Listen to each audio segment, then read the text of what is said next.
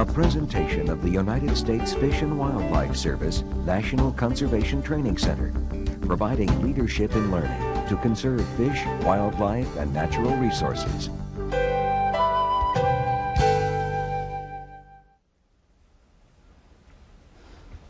Hi, I'm Mark Madison, and I'd like to welcome you to the National Conservation Training Center in Shepherdstown, West Virginia, where we have a very special guest this afternoon. Dr. Stephen Kress is joining us. Dr. Kress is Vice President for Bird Conservation for the National Audubon Society. He's done extensive work on seabird restoration, and we hope to talk to him for the next 40 minutes or so about some of his conservation efforts, a few of which have been in partnership with the Fish and Wildlife Service. Why don't you tell us a little about your work in Maine at Seal Island National Wildlife Refuge? Okay, thanks, Mark. Well, we are working with the U.S. Fish and Wildlife Service Petit-Manan National Wildlife Refuge to restore the complete community of seabirds that once nested on Seal Island. This island is about 20 miles offshore. It's about 100 acres in size, and history tells us that there were once a thriving colony of puffins and Arctic terns nesting on the island. They were thriving until the late 1800s, when people came out to the island and shot the birds for food and for feathers. The puffins were trapped under nets. They put the nets over the boulders at night while the puffins were sleeping. In the morning, they'd come out and become all entangled, and they were eaten by the fishermen.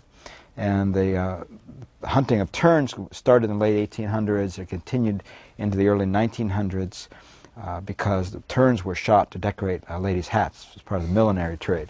And this was happening not just there, but throughout the Maine coast and up into Canada, down into the Florida Keys, even the slaughter of seabirds. And it was just thought as just something to harvest. And they harvested them so completely that they extirpated them throughout much of the range. And Seal Island lost its terns in its puffins in 1887. The terns also disappeared about then. They came back on their own with protection when the Migratory Bird Treaty Act law was passed, and people moved off the island. And then gulls started competing for habitat with the terns and puffins. And so Audubon has been involved in this kind of restoration program since 1973 elsewhere in Maine. I saw Seal Island as sort of the great test of techniques, because it was the place, the great megalopolis of puffins and terns on the Maine coast, and yet it was the birds were gone, and they probably were not likely to return on their own. So I worked with the Fish and Wildlife Service. We came up with a cooperative management agreement. And then, cooperating with the Canadian Wildlife Service, we began transplanting puffin chicks to Seal Island in 1984. And each year we brought down first 100 and later 200 puffin chicks. We put them in sod burrows. We fed them a diet of fish with vitamin supplements. And we nurtured these little chicks, and we banded them, and they headed off to sea at night. And then we watched carefully. Years went by, and we see maybe occasional puffins show up, and then a couple of puffins, and we put out decoys to help attract them, and the numbers start slowly building, and by 1992 we were thrilled when we saw the first puffins come back with fish in their beaks. And the colony's been growing there since 92. We have last summer 179 pairs of puffins. So the colonies from zero. I mean, it was a 105-year period that they were gone until we managed to get them back using these rather labor-intensive techniques.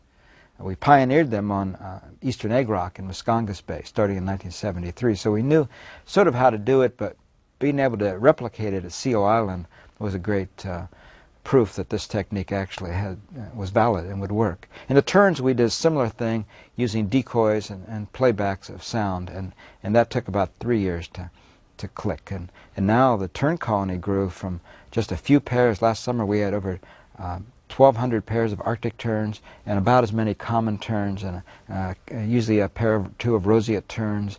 And it's the largest tern colony in Maine right now. It's amazing. Now, do the terns and puffins cohabitate without any problems? They do, Mark. Actually, what happened was we started the Tern Attraction Project at first to try to create a protective umbrella over the puffins, thinking that the terns would chase away gulls, and they do. And so they don't chase away puffins, they just nest on the surface. The puffins nest underground in crevices, and if a gull flies out over the colony now, it's usually escorted away quickly by the terns, which are very aggressive and fast-flying, feisty birds. Yes. Tell us a little about the puffin breeding strategies, because this plays a role in how quickly they come back or how slowly. Right. The puffin is a long-lived seabird. Our band's records show they lived at least 25 years. We don't know how old they live. They may live 40 or more years. One of the benefits of this program is that a long-lasting research program will tell us new things about the birds. But anyways, they live a long time. They usually lay one egg a year, and both male and female incubate that egg, and then both male and female help raise the single chick. And the chick goes off to sea. It stays at sea for 2 to 3 years. Somehow it remembers where home is, probably magnetic fields or some other clues, and they usually come back to the site where they hatched. Of course, that's the whole theory behind the translocation. Right. We moved these chicks from Newfoundland.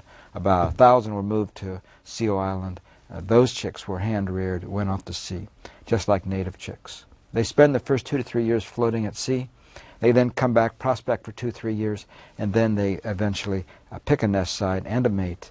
They tend to honeymoon for a year first, when they're about 4 years old, and they'll build a little nest, and they will defend that nest, and then the next year they come earlier, and the nest site is already picked out, and they then move in and lay that egg. That's fascinating. Yeah. Let's talk about puffins just a bit more, because it's a highly charismatic species. There's puffin cereal, there's puffin keychains, there's all sorts of puffin paraphernalia. I wonder, as somebody who's worked with them for a long time, if you have any thoughts on why they're such a charismatic little bird.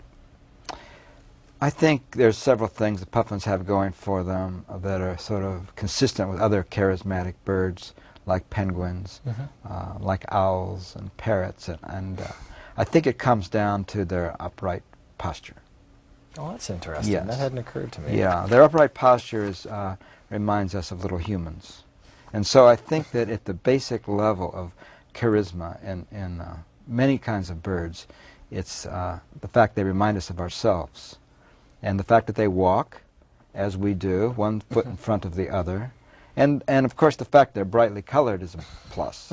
The fact that they happen to look like clowns is another plus. And so I hear all the time, oh, aren't they cute?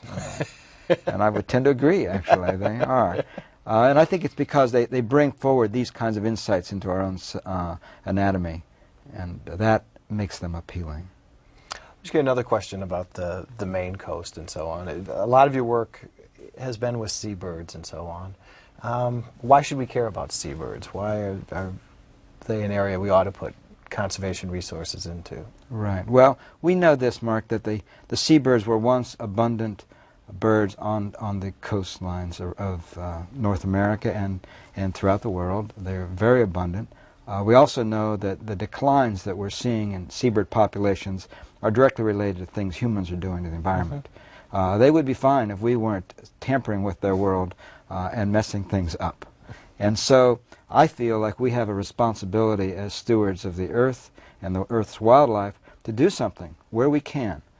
Sometimes it's sufficient to protect the sanctuary, just posting it, but with some of the rare species like the puffins and the terns, we have to take steps beyond that. And that's why we've developed these restoration techniques, because we know that we were already the island was protected. It was in conservation ownership. It was posted, but without having interns living on the island, translocating chicks, making sure that predation doesn't destroy these small starting colonies, we wouldn't be able to be documenting recovery. We'd be documenting extinction. And I think that's really the essence of it. As stewards of the earth, we do have an ethical responsibility. In addition to that, some animals, like puffins, bring economic benefit to the coast. We have many tour boats now in Maine that have sort of got in the business of taking people out. And those companies and the bed and breakfasts and the hotels that all support ecotourism are all benefiting because of wildlife. My wife and I took one years ago. Oh, did you? Yeah, she's from the Maine area. Yeah. And did you see some puffins? Yes, we did. Oh. But they're very, very hard to see. They're small. Exactly. You know, we haven't talked about recently. Most people think that they are huge, like penguins, but they're only like 10 inches tall. You know, and so that's part of the education. I also think that as people begin to appreciate seabirds, they begin to understand the ocean a little bit more. It's a remote environment to most of us. We're landlocked humans. We're uncomfortable at sea. And so the marine conservation issues, pollution, global warming, ocean level rise, some of the big issues are hard to grasp, but seen through the experiences of a puffin, all of a sudden it makes more sense. And when we sort of explain the life cycle of puffins, show how vulnerable they are and how dependent they are, if we care about wildlife, then we also need to care about its habitat. And so the best way to get the attention of the public is by informing them about these animals and getting them excited and showing them as part of that. They're vulnerable in one way, but they're also remarkably persistent little birds, aren't they? I mean, did you say they actually live at sea for 2 to 3 years? I mean, oh yeah. How are they adapted? I think that's one of the things oftentimes, at least students have a hard time getting their handle on. You know, in their environment, they're great survivors. The little ones go off to sea for years. They float on the ocean. They sleep on the ocean's surface. They dive under for food. They can drink salt water. They have ability to dive up to 200 feet under the water. They use their feet as little rudders and their wings outstretched as flippers, like a penguin can do. They can see underwater through a special lens over their eyes. And so, yes, they have all these fantastic abilities to live at sea. And then do they just return to land basically to breed? Yeah, I've often reflected that if they didn't have to lay an egg, they probably wouldn't come ashore at all. But birds are linked to the land because of the phenomena of an egg. They can't carry an egg. It would make them too heavy. And so they need a floating egg. They need a floating egg. Of course, the loons have sort of almost developed that on floating nests. But seabirds have to come to land. And, of course, that's where they become vulnerable, when people change something in the landscape. Introduced predators and diseases, and that's why about over 25% of the seabirds in the world now are considered endangered or threatened because of changes to their habitat. So the techniques we're working with puffins have broad application to many of these other species. The puffin is not an endangered bird, but its life cycle is very similar to other rare and threatened birds, which also lay one egg, live in colonies, live on remote islands. And so we figured from the beginning that if we could demonstrate we could restore puffins, this could have broad application to other species. And now we're seeing that. Opportunities continue to arise where people are interested in these techniques. Are there any seabirds where it's not the terrestrial habitat that's causing the decline, but changes in the marine habitat? Or is it almost always the terrestrial? No, there's change. Well, there's pollution issues at sea that are a huge problem. Oil spills, entanglement in fishing gear, eating plastics. Midway Island, for example, this remote island, it's a national wildlife refuge halfway across the Pacific. My wife, Alyssa, and I were out there 2 years ago, and we were amazed by all the cigarette lighters that were washing up on the shore. Of all places, there was nobody living there, but the beaches there were windrows of cigarette lighters. And the albatross were picking these up, thinking that they were little squids or some sort of floating marine life, feeding their chicks, who then would gag and die. So, yes, we're even if it's a sanctuary, a refuge may be protected, but problems at sea are quick to affect the life on land. Well, since we're talking about the Pacific with Midway, you've also done some work on the Pacific coast of North America, at Devil's Slide, in conjunction with San Francisco Bay National Wildlife Refuge. Why don't you tell us a little about that project? Oh, that's an interesting project. We had one day I was in Maine and I got a phone call from someone in California who said, you know, I've read your newsletter, the Egg Rock Update, and I think there's something there that we could use out here on the West Coast, because there was an oil spill. The Apex Houston barge had spilled oil along the central California coast. And there was a little island called Devil's Slide Rock that used to have MERS on it until 1986. And then, following the oil spill in 86, they disappeared. About 9,000 murres were killed in that oil spill.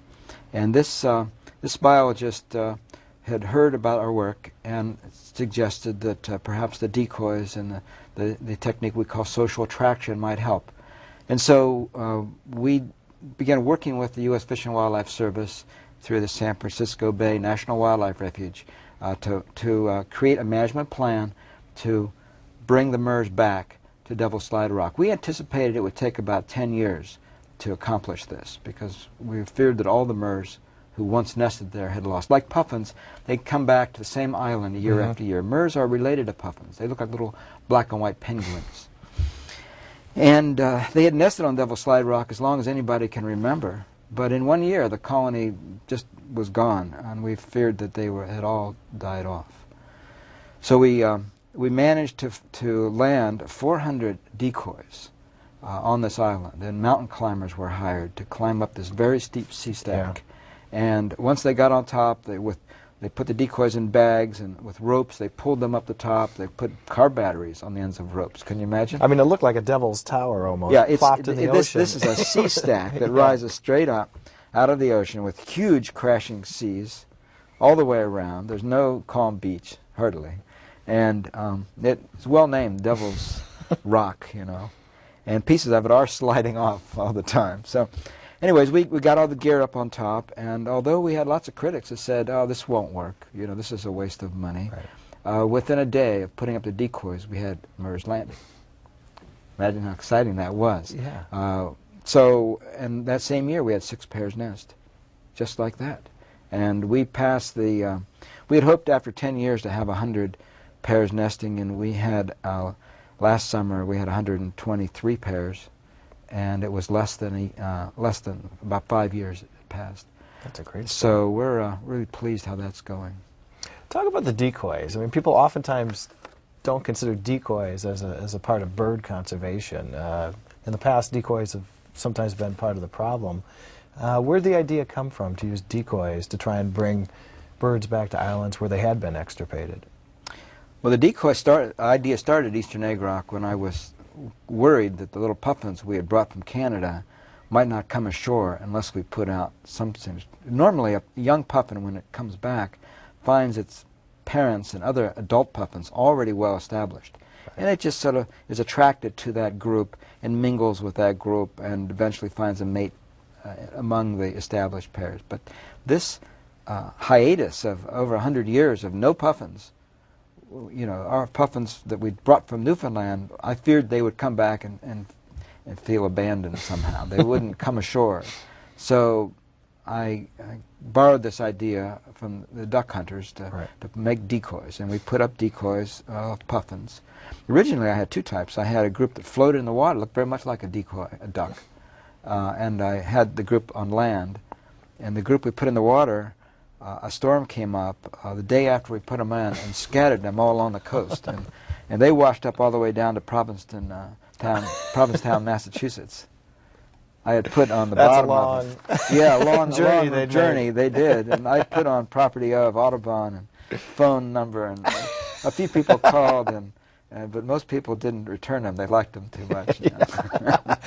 So they kept them, but at least we found out where they went. So we abandoned the floating decoy model in the marine rough water there. But the landing, on-land decoys work great. And we used mirrors in a similar way. We borrowed that idea from the aviculture business that uses them for entertaining parakeets in cages. And the idea was to sort of attract the birds and to hold them there. And then we started adding sound. When we started working with tern restoration, we started using playbacks of sounds. And we borrowed that idea kind of from the bird watching area where, you know, bird watchers know if you play a song, a bird is likely to come in.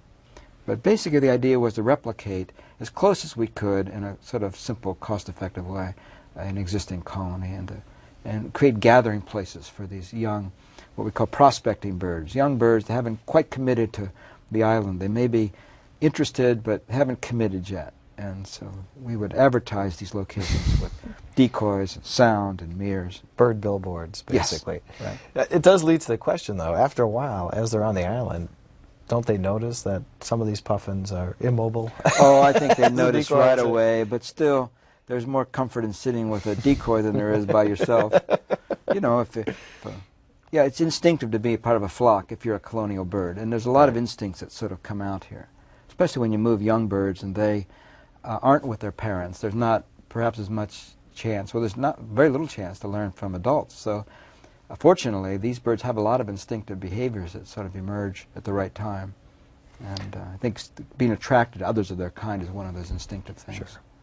One of the most interesting species you worked with, because it involved two endangered species, was the Caspian tern, and that was quite a fascinating story. And that, if I recall correctly, it was the Caspian terns that were eating the salmon and so on. And why don't you tell us a little about that? Because that was one we were involved in two different ways. Right, that was a tricky one.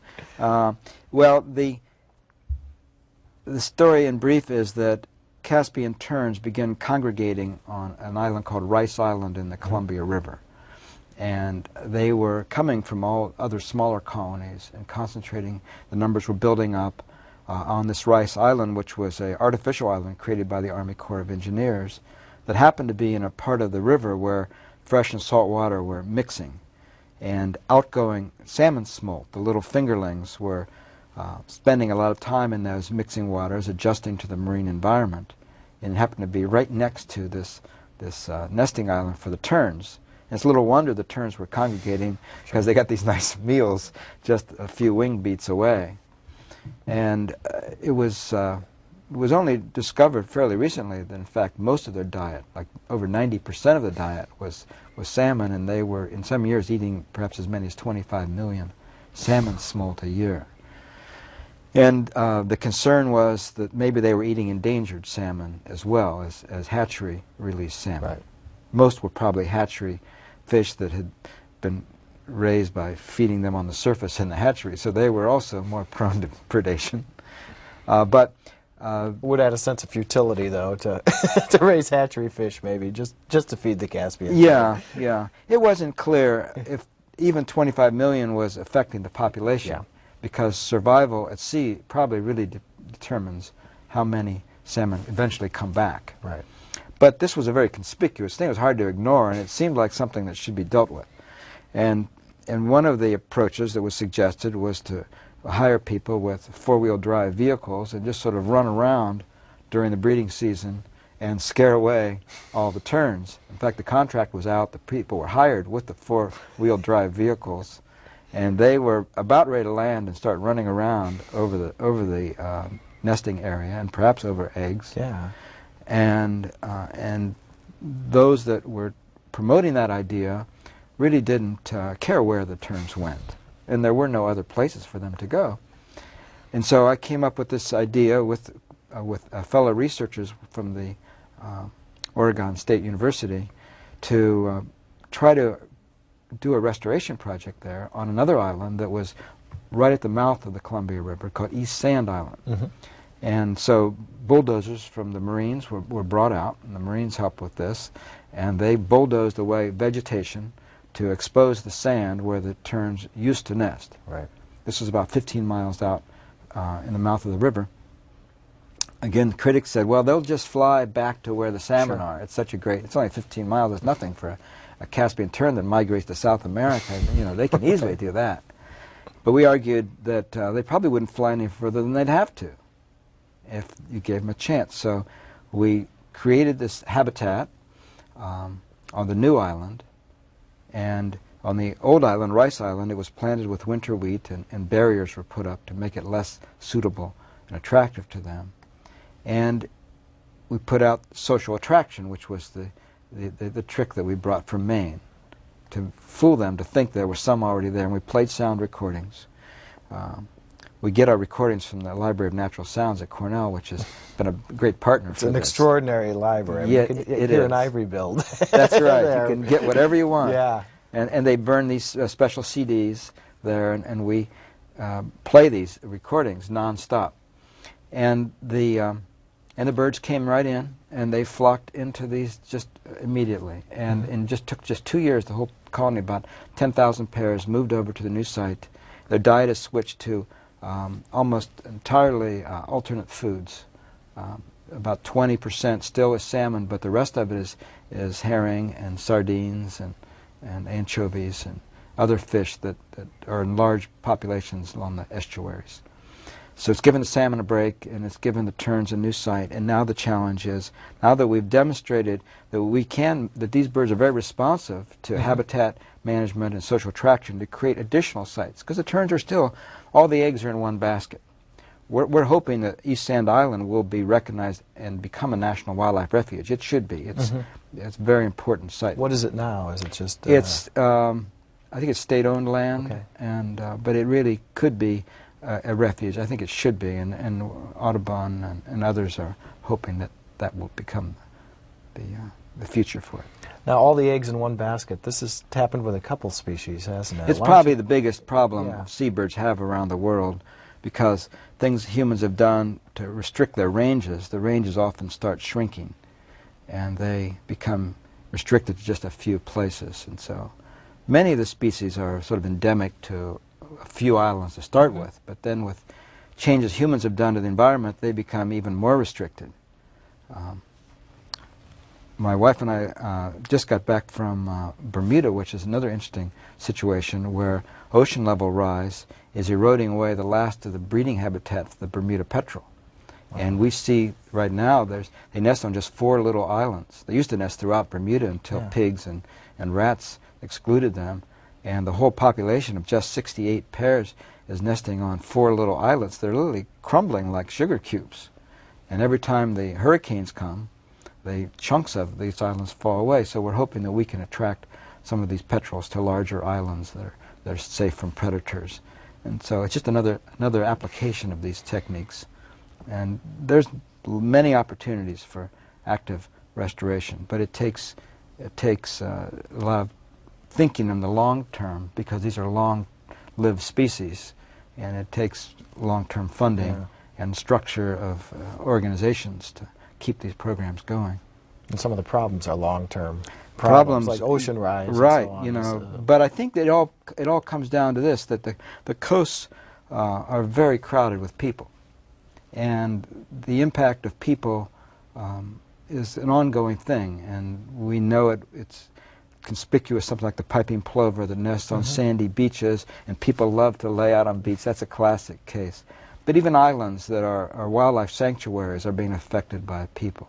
In Maine, for example, the gull population is huge because people, local fishermen, throw away a lot of lobster bait, and the gulls are thriving on that, and therefore they compete with the other species of birds. So changes that humans are doing are not going to go away. I mean, human presence is probably only going to increase on the coast. So it becomes increasingly important to be proactive and to develop strategies for helping these seabirds. We change tracks just for a bit. Another thing you do with Audubon is education through everything from internships. You've talked about studying puffins and terns and so on. To we have some books in our library that seem geared towards younger people, introducing them to puffin projects and so on. And I wonder, how do you teach conservation, especially seabird conservation at various levels? What types of messages? Because we're an educational institution here, so we're very interested in these type of outreach efforts. Right. Well, I think that seabirds are probably the best way to engage people of all ages in understanding oceans and marine conservation, because they're so appealing, so charismatic. And so we use that at several levels. In Maine, during the summer, we have tour boats. We discovered when we were doing the puffin restoration project that this little industry of puffin watching had sort of spontaneously emerged, because the boat captains in Maine are kind of entrepreneurs, and they saw something to go to that they could sell tickets. It was like whale watching. They were already doing whale watching. So they also decided to do some puffin watching tours.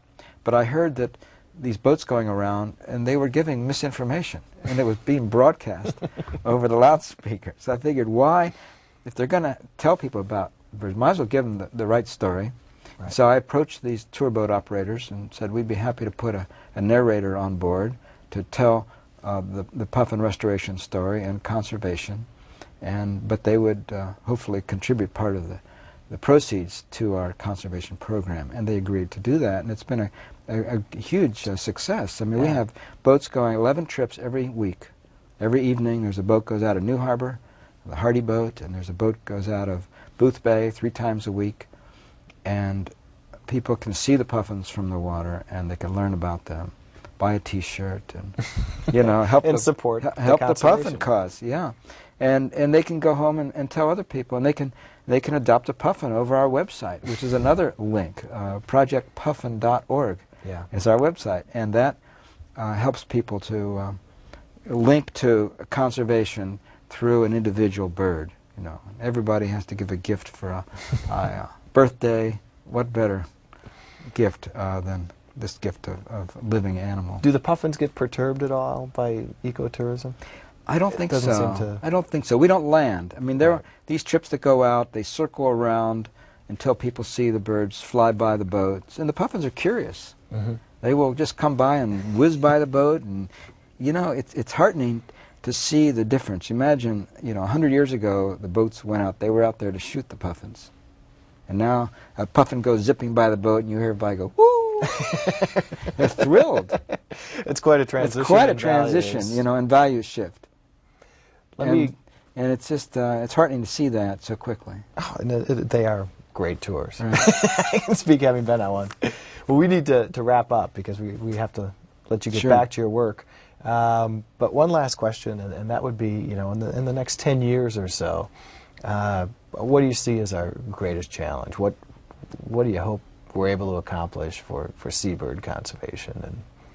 Well, I think we should continue to develop these techniques for restoration, to solve some of the problems on land. Hopefully we will clean up the marine conservation issues, protect the birds in their habitat from oil spills and entanglement and nets and plastics dumped at sea. These are all huge issues. But I hope there will be a increasing awareness from the public to care about ocean islands and marine habitats and the puffins and other birds, because I think that's really what is important. If the public cares, then these other problems will come into line. There will be support for restoration and recovery. But it's going to start from the grassroots. It's got to be a caring, informed public. Well, thank you very much. We really appreciate your time on a busy research schedule, and we'd like to thank everybody who had a chance to tune in, and we hope you'll come back and join us on May 8th when we're going to have a wildlife photographer. Mr. Von Honker is going to be out here talking about Alaskan wildlife. So thank you very much for your time.